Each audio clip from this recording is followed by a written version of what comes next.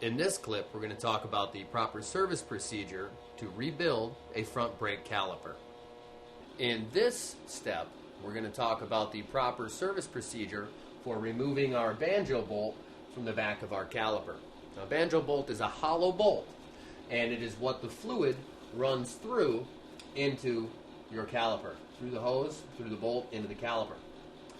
Now, once we remove this bolt, some fluid is going to be dripping from the brake hose. You'll see some mechanics take and put what they call a line lock on here, or a pair of vice grips. None of those methods are recommended, and I wouldn't suggest either. What happens is if you clamp this down, it is possible to damage your hose internally. You're better off just letting the fluid drip into a drip pan and refilling your master cylinder. What I'm going to do is take my 1/4 inch ratchet and a 9/16 socket. In this particular case, the size may vary from make to model. And hop right on the banjo bolt and break it loose. It's a typical lefty-loosey, righty-tighty bolt, just like so. Slip my gloves on. This is the banjo bolt here. As you can see, it goes through the fitting on the brake hose and into the caliper. And the fluid travels through the brake hose down through inside this fitting.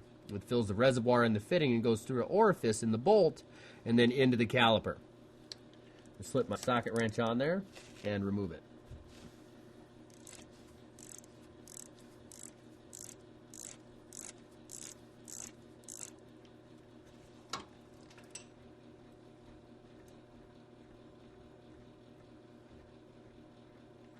Some fluid leaking out is normal, not to worry.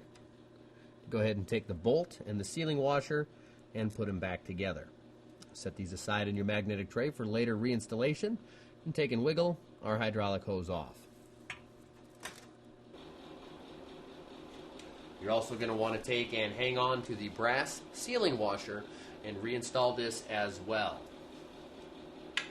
Right there.